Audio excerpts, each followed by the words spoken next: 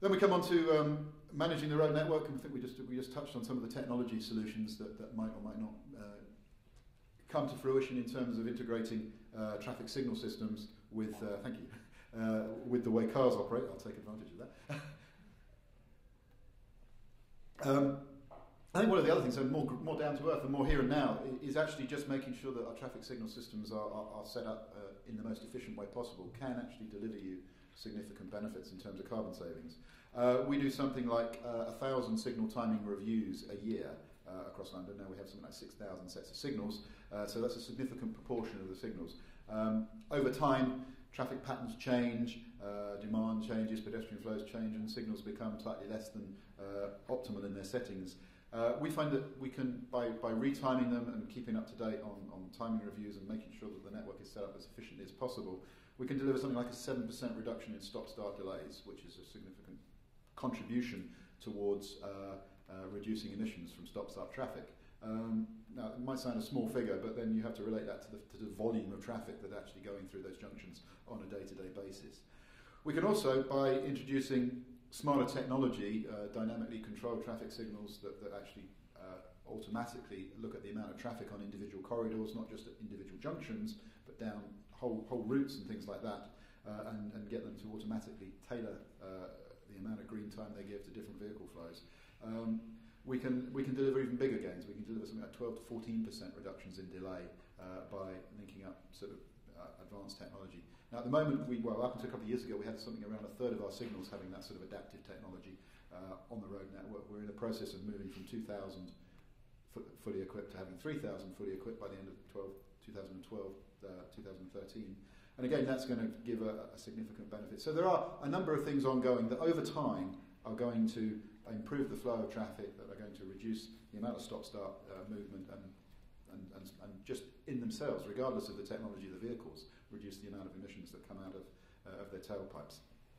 Final picture in there, I think that I put up was really the big area that I haven't said anything about is freight. Freight's a significant area for us. It's a huge area. It's of course the area that all of us still know the least about. Yet it's also one of the areas where, particularly in terms of light goods vehicles as opposed to heavy goods vehicles, we're seeing the greatest increases in traffic volumes. Traffic volumes in London overall are declining gently and have been for a number of years. But freight vehicle movement, LGV vehicle movements are increasing significantly, which is a pattern not only in London but across the country. So we're doing a lot of work with the industry to understand usage and demand, work with them to improve efficiency, developing freight consolidation centres, developing servicing delivery plans for major employers and things like that. Our own offices in Southwark, for instance, servicing delivery plan actually reduced the number of deliveries we need to make by something like 20%, which is a huge benefit in terms of traffic disruption, in terms of numbers of vehicles on the road, but also in terms of improving the carbon efficiency of our own operations. So there's a lot of work, again, ongoing in that whole area to, over time, improve the way we manage the efficiency of freight transport. Second area is what can we do to support local carbon vehicle development. Clearly, as we've already heard today, a lot of low carbon vehicle development is going to come from the industry itself, but as a governmental authority, we have a role to play in supporting that. And the Mayor, as I'm sure many of you are aware, is very keen indeed on promoting the development of electric vehicles in particular, wanting London to become the electric car capital of the world. We already have something in over a quarter of the UK's electric vehicles are already registered in London today, something over 17,000. The Mayor's ambition is to get to 100,000 as quickly as possible, and I think it's an ambition actually, given what we know and given the way technology is going, it's actually a very achievable ambition. And a key part that we need to play in that is developing the support network, developing the charging infrastructure. Last month we launched the new Source London project, which is an integrated charging network aiming to have something like 1,300 electric charging points in public places across London by 2013. That's going to mean there'll be more charging points in London than there are petrol stations in London, which is an interesting concept. We'll be there already, so they will start to become common features. Promoting understanding and benefits of electric vehicles through websites and so on, and helping people to understand their practicality. Something like 90% of trips in the city are less than 10 miles long, so issues around range and things like that are of much less significance in an urban environment. And of course, through our own work and through working with our partners in the Greater London Authority family, the Mayor's sort of group of organisations, including the police and the London Development Agency and so on, integrating our purchasing power to bring down the cost of vehicles and make them more affordable, and leading by example. So when you drive around London and you see our cycle scheme, for instance, you should see vehicles redistributing the cycles. They're in fact electric-powered vehicles and so on. As I say, something the Mayor is very keen on, as you can see him standing in front of City Hall promoting Source London there. So a lot of work going on in that area, and also continuing to be a lot of work going on in terms of promoting mode shift towards more carbon efficient, more sustainable modes. I think that's an area where London, I think by almost universal sort of recognition, has an excellent track record over the last 10 years. Something like a 7% shift away from private car use to more sustainable modes across the last 10 years.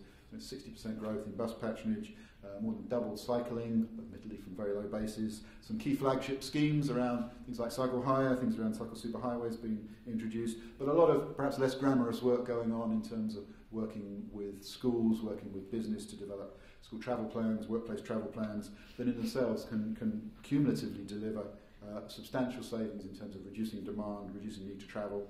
And of course, working to maximise the benefits of things like congestion charging. Congestion charging in central London often seen as a kind of punitive tool to stop people driving and so on. But it can also be used as an incentivising tool, for example, with the 100% discount that's now available for electric vehicles to give a further encouragement to promote this new sort of technology. So there are all things that we can do in terms of promoting more efficient modal choice that can assist and support the development of everything that's going on.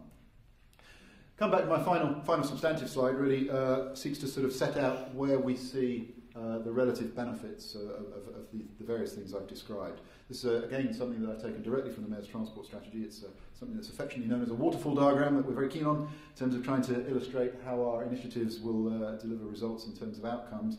Going from left to right, the blocks essentially set out the volumes of carbon produced currently and back as far back as 1990 from the various different modes of transport that I've outlined. The third block along looks at 2025, the Mayor's target area, if nothing changes. Now, the reason it goes up so significantly is, of course, because of the population growth and the economic growth that I referred to. There are going to be more people, there's going to be more movement in London, more economic activity.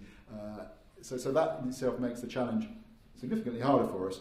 But as you can see, then the range of initiatives, I don't know whether you can quite read the vertical writing and all of those, but what they basically tell you is that the major contributions are inevitably going to come from improved vehicle efficiency, improved low carbon technology, and so on, in the two big blocks in the middle of the page. But that all the other things that I've talked about all make a contribution that will enable us to play our part in meeting the Mayor's aspirations around 60% reduction in emissions across London. As I say, it won't be necessarily 60% for transport. In fact, the range that is indicated on the right-hand side of the page is somewhere between 30 and 50%, depending on where you calculate it from exactly. So it's a very significant reduction. But I think, personally, it's a very achievable reduction.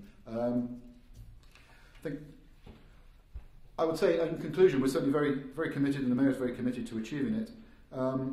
But as I think I've told you, there's no one silver bullet here. I think previous speakers said something very similar. There's no one silver bullet that's going to deliver us a low-carbon transport vehicle, low-carbon vehicle network across the city. It's not going to happen today or tomorrow, but over the kind of timescales we're talking about, 2020, 2025, I believe it's very achievable. Certainly TfL and the Mayor believe it's a very, very achievable target. The question is, and I think the question that's going to come on your screen in a minute is, do you believe it's a very achievable target? And no doubt we will shortly find out. Thank you.